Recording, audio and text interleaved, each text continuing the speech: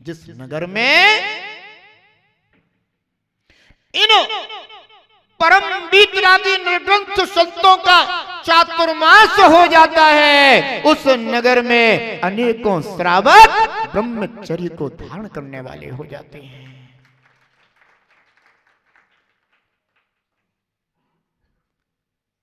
और इस समय तो जितने भी वीतरागी संत हैं, जब वे अपने पिछिका के उपकरण का परिवर्तन करते हैं तो श्रावकों को नियम देते हैं कि बेटा तुम में जितनी शक्ति हो उतना तुम व्रत ले लेना, पर इस महाव्रती के इस महान उपकरण को धारण करना है तो उनका कुछ ना कुछ अंश आपके जीवन में भी होना चाहिए। और अनेकों उल्लसित श्रावक उस व्रत को धारण करके अपनी इस पंचम काल में अपनी शक्ति का बंधुओं उद्घोष कर दिया करते हैं।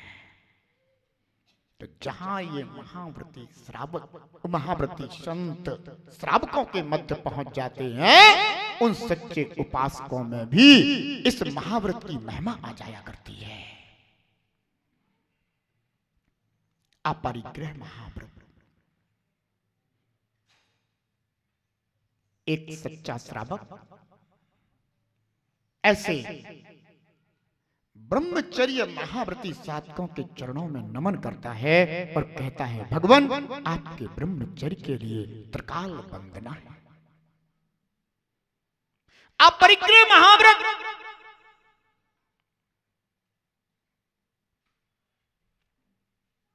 जीव से संबंधित, जीव से असंबंधित, जीव से उत्पन्न, ऐसे तीन प्रकार के परिग्रह हैं। इनका शक्ति से त्याग करना और शरीर, पिच्छी, कमंडलू, शास्त्र, इनमें भी निर्मम होना,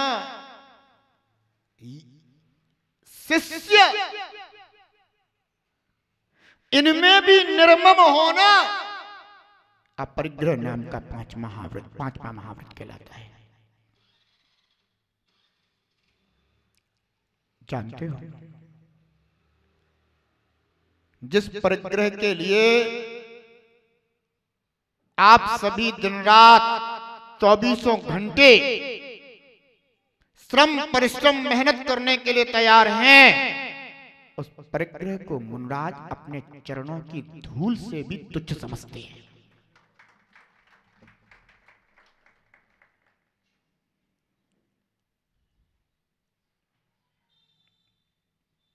जिस परिग्रह के कारण नाना प्रकार के विवाद हो जाते हैं, घर परिवार उजड़ जाते हैं, अपरिग्रह महाव्रती मुनराज इस जगत को संदेश देते हैं कि अगर सुखमय और शांतिमय जीवन जीना है तो अपरिग्रह को स्वीकार करो, तो परिग्रह का त्याग करो।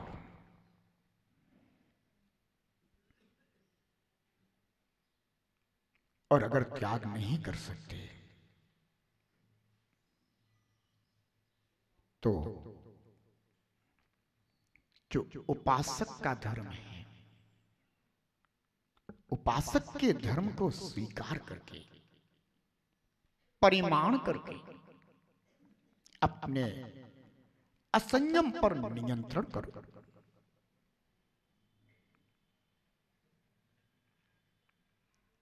महाव्रती मुनिराज चेतन अचेतन आदि परिग्रहों में ममत्व नहीं रखते, क्योंकि मूर्छा का नाम ही परिग्रह कहा गया है।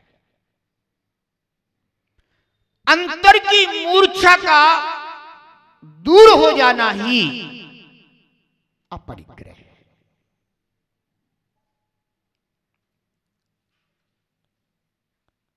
ध्यान रखना, ऐसे अपरिग्रह महाव्रती मुनिराज इस पंचम काल में भी इस धरा पर विचरण कर रहे हैं। और जब भी किसी निर्ग्रंथ वीतरागी संत को देखो तो उनमें अपरिग्रह महाव्रत का दर्शन करके कहना कि धन्य है, मैं आपके अपरिग्रह महाव्रत की वंदना करता हूं। ध्यान रखना,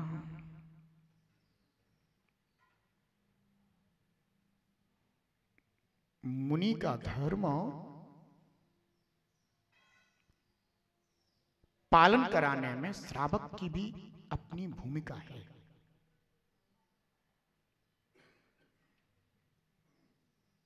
और अगर श्रावक अपनी भूमिका में रहे तो कभी मुनि के ऊपर कोई उंगली नहीं उठा सकता।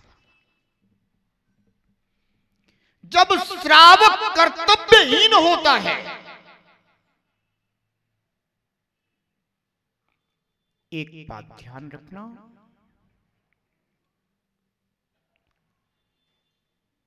कभी साधु या मुनि के ऊपर अगर कोई ये कहता है कि इनके पास तो ये है, तो उस समय श्रावक को अपनी निगाह नीची करने की जरूरत है कि श्रावक ने अपना कर्तव्य पालन नहीं किया। अगर श्रावक ने अपना कर्तव्य पालन किया होता जो मुनिराजों की वैयावृत्ति और सेवा के लिए आवश्यक होता है, तो शायद ये बात सामने नहीं आती। मुनिराज सत्संग विहार कर रहे हो, श्रावक का कर्तव्य है कि काल के अनुसार जो भी अनुकूलता है उस कर्तव्य का श्रावक पूरा पूरा ध्यान रखे। जानते हो,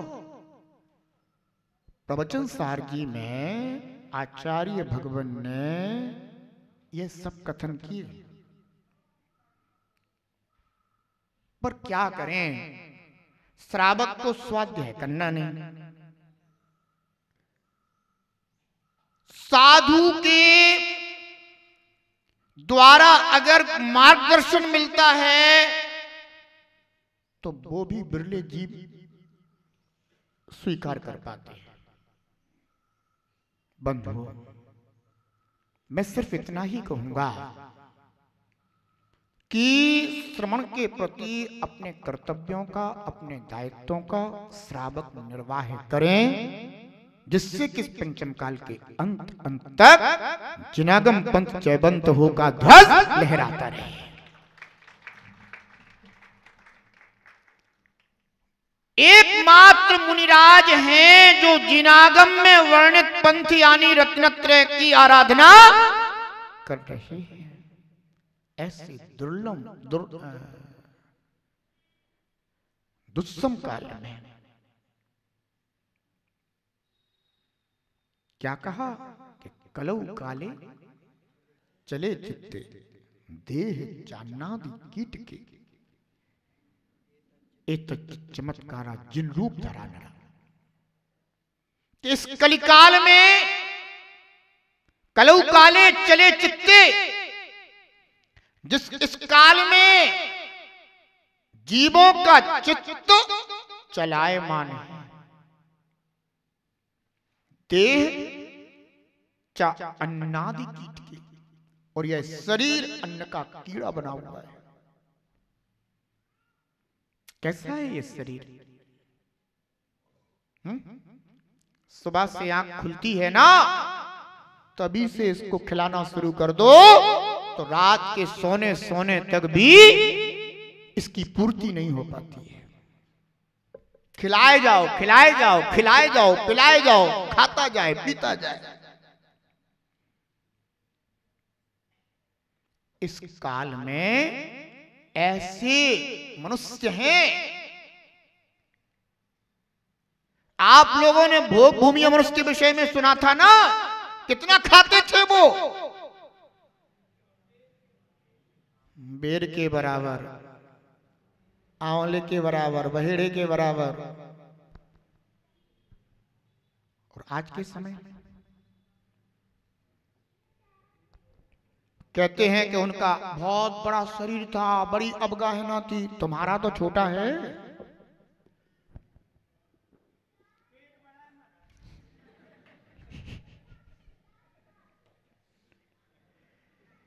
ध्यान रखो, ये शरीर इस काल में अन्न का कीड़ा हो जाता है, तुम्हारा क्या दोष? इस काल में जन्म लिया है, फिर भी इस काल में भी जिनेंद्र भगवान ने, गणधर भगवंतों ने, आचार्य परमेष्ठियों ने हमें यह मार्ग बताया है कि मुनवर की चर्या तो चाहे किसी भी काल की हो, वो तो एक ही है। चाहे शरीर कोई भी हो उनका, चाहे चतुर्थ काल के वज्र नारा सेनन वाले हो और चाहे पंचम काल के असंप्राप्त श्रपट का सेनन वाले हो, शरीर वही है, पर उनकी चर्या में कोई अंतर नहीं है। पर श्रावक का शरीर कीड़ा बना हुआ है। वो कहा जा रहा महाराज के लिए, पर महाराज ऐसा नहीं करते, उनका त्याग दिखाया जा रहा है। इस कलिकाल में देह अन्न का कीड़ा बना हुआ है, पर जिन्हें भगवंतों ने, आचार्य भगवंतों ने यह बताया है कि श्रावक 2 टाइम का भोजन करे। कितना? 2 टाइम का। और मुनराज के लिए बहुत बढ़िया। कितने लोग बोलते हो मुनराज के लिए? अगर मुनराज की बात आ जाए तो सारे श्रावक बोलते हैं। सबने कह दिया महाराज 1 टाइम का।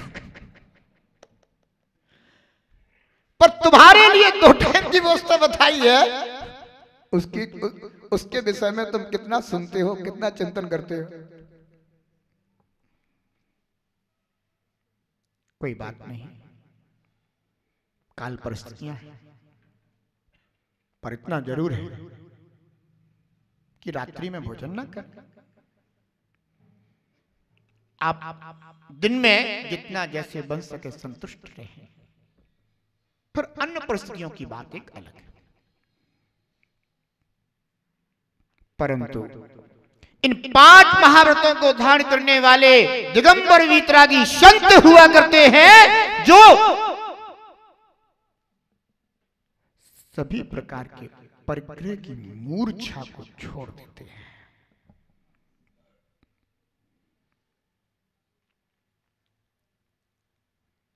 समिति 5 समितियों का पालन करते हैं निरंतर वीतरागी संत। समिति का अर्थ होता है सम्यक प्रवृत्ति, उसे कहते हैं समिति। ईर्या समिति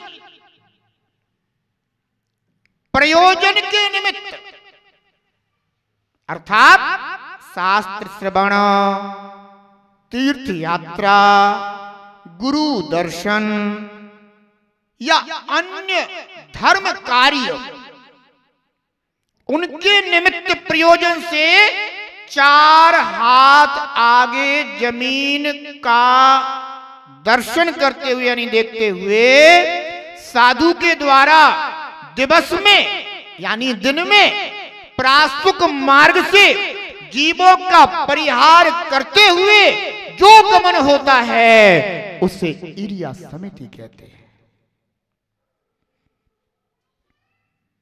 मुनराज के लिए कितने नियम हैं? आपके लिए एक भी नहीं। पर मुनराज इतने नियमों को पालन करते हुए भी कभी किसी की निंदा नहीं करते।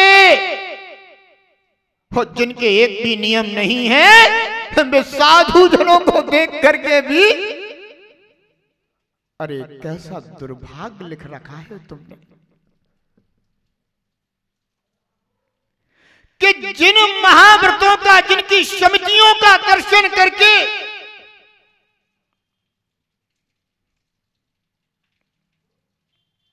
अपने अंदर उन समितियों की भावना होना चाहिए।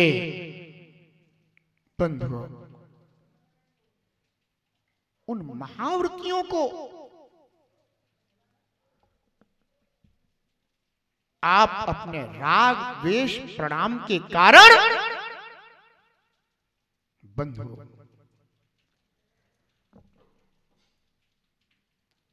निंदा तिरस्कार अनादर करने में भी चूकते नहीं। विचार करना। मुनराज के पास समिति है, तो श्रावक कहते हैं कि हमारी भी अपनी समिति है। आपके पास इरिया समिति होगी, भाषा समिति होगी, तो आजकल के रागी द्वेषी श्रावक वे भी अपनी एक समिति बना लेते हैं और मुनराजों से कहते हैं आप अपनी समिति के अनुसार चलो, हम अपनी समिति के अनुसार चलेंगे। मुनराज इरिया समिति किसे चलते हैं और आजकल के रागी द्वेषी श्रावक जिनेंद्र भगवान के द्वारा बताए हुए मार्ग से ना चल करके 4, 6, 10, 15 लोगों की जो समिति बन गई, वे कहते हैं जो समिति निर्णय करेगी उसी के अनुसार हम कुछ कर पाएंगे। लानत है ऐसे श्रावकों पर जिन्हें श्रावक धर्म का बोध नहीं है। 4-6 लोगों की समिति का निर्णय होने पर मान्य है, अरहंत का आदेश मान्य नहीं है, उन्हें समिति का निर्णय मान्य है।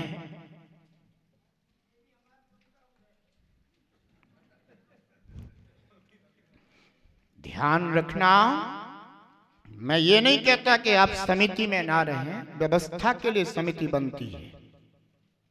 समिति व्यवस्था के लिए बनती है, पर अगर समिति धर्म के क्षेत्र में बाधक बन जाए तो कह देना मैं तो अपने श्रावक धर्म का पालन करूंगा, आपकी समिति अपनी जगह। बाईस समिति में आ जाने से कोई श्रावक धर्म का नाश थोड़ी ना हो जाता है। ये तो तुम्हारी अविवेकता होती है कि तुम अपने श्रावक धर्म को महत्व नहीं देते।